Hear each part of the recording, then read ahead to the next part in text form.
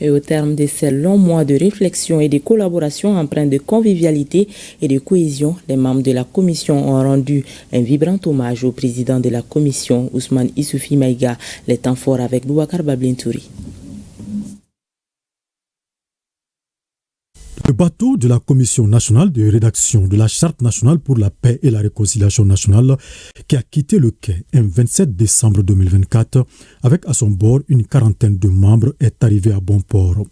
Comme commandant de bord, Ousmane Issoufou Maïga, un homme d'État choisi par le président de la transition pour rédiger un document de référence qui guidera désormais notre pays vers le chemin de la paix et la réconciliation. Au terme de la mission à eux confiée, les membres de la commission ont décidé de rendre un hommage mérité à celui qui a su prôner l'esprit d'équipe pour l'atteinte des objectifs. Ousmane Issoufou Maïga incarne un leadership dont le Mali a besoin. Un leadership qui place l'intérêt collectif au-dessus des ambitions personnelles, un leadership qui unit plutôt que de diviser, un leadership qui transforme les défis en opportunités de renouveau.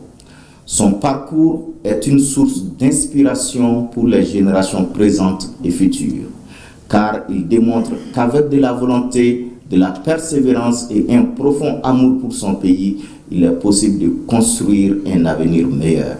Ces éloges ont été suivis de la remise d'un portrait géant de l'ancien Premier ministre fait par l'artiste peintre Kamaraka, non moins membre de la commission.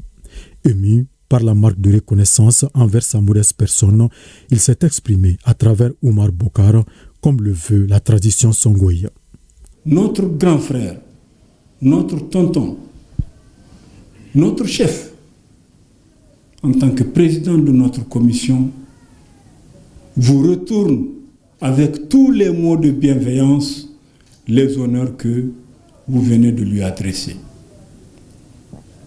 Lui-même s'est réjoui tellement du parcours qu'il a eu à faire avec vous. En chacun de vous, désormais, il voit un cadre, un responsable, un guide pour ce pays, pour son pays qu'il a tant servi.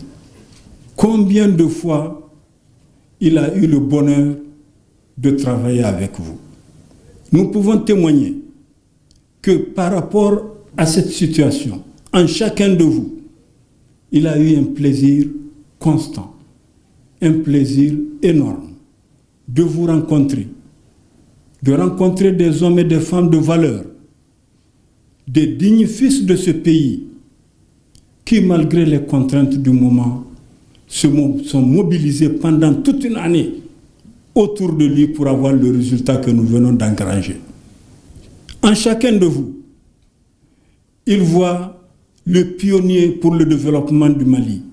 Puisque c'est la paix et la réconciliation des Maliens dont il s'agit, ce sont bien ces valeurs qui ont prévalu lors de la rédaction.